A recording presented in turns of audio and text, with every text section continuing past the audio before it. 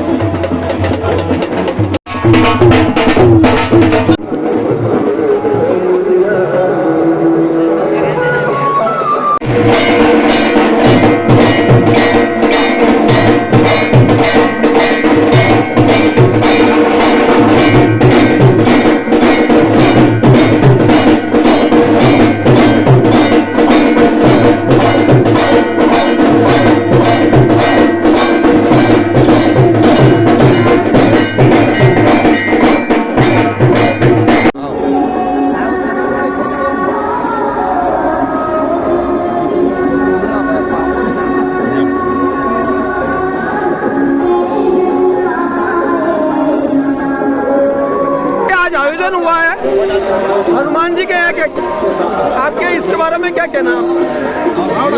संकट मोचन हनुमान मंदिर है। बड़नगर की इस जनता ने, बड़नगर के भक्तों ने संकट मोचन हनुमान मंदिर समिति ने आज एक इतिहास रचा है। सबसे पहले तो यहाँ रामधुन स्तंभ की स्थापना की है, जो पूरे बड़नगर में हनुमान चालीसा, अच्छे अच्छे मांगलिक मंत्रों की ध्वनि, राम मंत्र की ध्वनि से इस पूरे परिक्षेत्र को मांगलिक बनाएगी, शुभ करेगी, कल्याण करेगी। पूरे क्षेत्र का भक्तों के अंदर भक्ति का एक अभिनव संचार करेगी।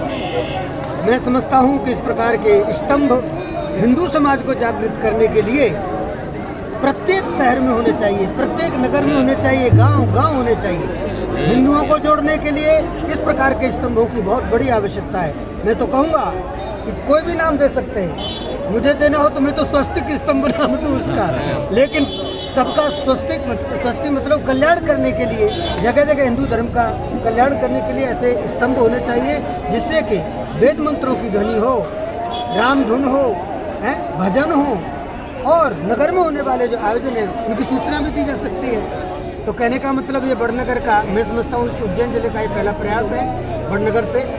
मैं इस समिति को बहुत बहुत शुभकामनाएं दूंगा। दूसरे, शिवाजी के द्वारा स्थापित, शिवाजी के गुरुजी समर्थ रामदास जी के द्वारा स्थापित श्री हनुमान जी महाराज को एक चांदी की बहुत सुंदर पोशाक आज बड़नगर के भक्तों ने पहनाई है। हनुमान जी बहुत सुंदर लग रहे हैं। मैं हनुमान जी से प्रार्थना करता हूँ कि भक्तों ने आपको इस प्रकार वैभव संपन्न वेश में दर्शन करना चाहा है, तो आप हमारे भक्तों की भी चांदी काट दें। चांदी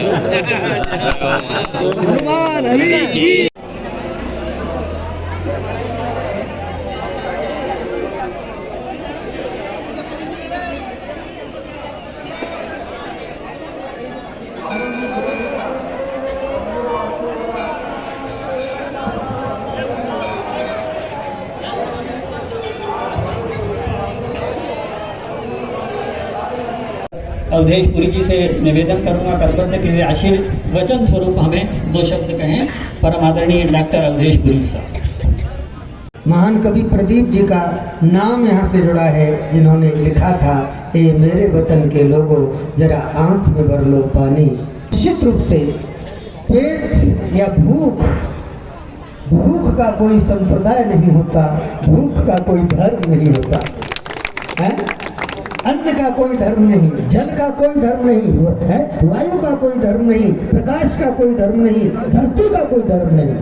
ये जो पंच तत्व हैं, इनका न कोई धर्म है और न कोई संप्रदाय है। हम सब उन्हीं से हैं, उन्हीं से प्रकट हुए हैं और उन्हीं में मिल जाने वाले हैं। इसलिए आप सब लोगों ने इस उदार भावना के साथ अगर इतना विशाल भंडारा रखा है, तो मैं आपकी इस भावना का नमन करता हूँ, इसकी आपकी श्रद्धा को प्रणाम करता हूँ। और हनुमान जी महाराज से मैं आज हृदय से प्रसन्न हूँ, उनके चरणों में प्रणाम करता हूँ कि आज 2 ऐतिहासिक काम आपने किए हैं। एक तो रामधुन स्तंभ आपने यहाँ स्थापित करके मुझे सौभाग्य मिला उसको लोकार्पित करने का। पूरी उज्जैन में मैं समझता हूँ आज पहली बार मैंने इस प्रकार के किसी स्तंभ का लोकार्पण किया। उज्जैन जिले का पहला ये रामधुन स्तंभ है। तो इस प्रकार के रामधुन स्तंभ, हनुमान धुन स्तंभ, स्वस्तिक स्तंभ पूरे शहर शहर में, नगर नगर में हों, इस प्रकार की मैं हिंदुओं से अपील भी करता हूँ, क्योंकि इससे हमारे सनातन धर्म का प्रचार होगा। जब इसमें हनुमान चालीसा चलेगी, जब इसमें राम धुन गाई जाएगी, तो मुझे लगता है कि बड़नगर के सभी लोग उस धुन को सुनेंगे और बड़नगर की ये धरती है निश्चित रूप से पवित्र होगी और लोगों के हृदय में एक भक्ति का संचार होगा, एक सद्भावना का संचार होगा। तो इसके लिए आपने सदप्रयास किया है। ऊपर ध्वज फहरा रहा है। मैं आपको बता दूं, ये ध्वजा, चाहे वो हनुमान जी की ध्वजा हो, चाहे वो स्वस्तिक ध्वज हो, जब ये फहराती है तो जितनी भी नेगेटिविटी होती है, नकारात्मकता होती है, उन नेगेटिव वेव्स को ये ध्वजा खत्म करती है। और अगर इस पर स्वस्तिक बना हो तो नेगेटिव वेव्स को पॉजिटिव वेव्स में कन्वर्ट कर देती है, यानी पूरी नकारात्मक शक्तियों को सकारात्मक शक्ति में बदल देती है। पूरे शहर का मंगल होता है। मुझे लगता है कि मुझे प्रवचन करने की अभी आवश्यकता है, यानी क्योंकि आप सबको भंडारे का प्रसाद ग्रहण करना है। मैं आपके भूखे बीच में बाधा नहीं बनूंगा लेकिन ये उदाहरण सुनने जैसा इसलिए तो हुआ जरूर, क्योंकि समर्थ रामदास जी से इस स्थान का नाम जुड़ा है, हनुमान जी का नाम जुड़ा है, इसलिए उनकी कुछ विभूति के बारे में मैं आपको जरूर बता दूँ। ऐसे समर्थ रामदास जी जब नदी में डूबने लगे, पानी बढ़ने लगा, तो उनकी तकलीफ दूर करके उनको भी ऊंचाई पर ले जाए। जैसा संभव हो वैसा आप प्रयास करें कि आपका भी हित हो और दूसरे जीव का भी अपने द्वारा जितना हो सके उतना हित हो जाए। इसी भावना को लेकर के मैं विराम लूंगी कि माता जी चिन्मय श्री जी माता जी एवं विप्रभ माता जी का यहाँ पर आगमन निश्चित रूप से बड़नगर की एकता के इसी निवेदन के साथ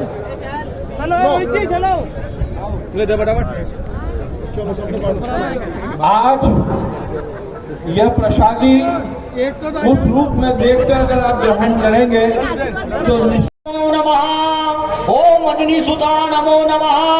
ओम वायुपुत्र नमो नमः। ओम महाबली नमो नमः। ओम रामेश्वर नमो नमः। ओम फाल्गुन सखा नमो नमः। ओम पिंगाक्ष नमो नमः। श्री राम महिला मंडल आ चुका है, तो आपका भी स्वागत, वंदन, अभिनंदन बाबा के दरबार में। 11 नंबर में श्री राम महिला मंडल आ चुका है। आदरणीय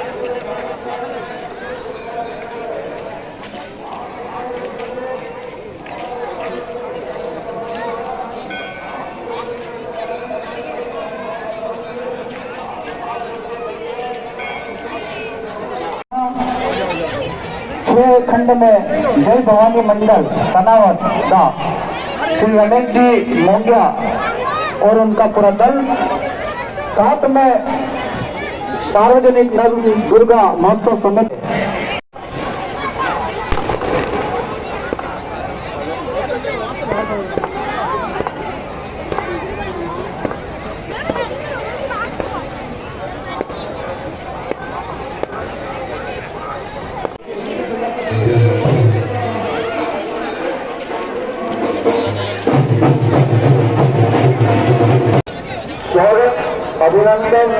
स्वागत अभिनंदन आप सभी का। यह हनुमान हरि का मेला है, यह पिछड़े हुए को मिलाने का मेला भी है। तो आप शांति बनाए रखें, व्यवस्था में सहयोग बनाए रखें। श्री संकट मोचन हनुमान मंदिर समिति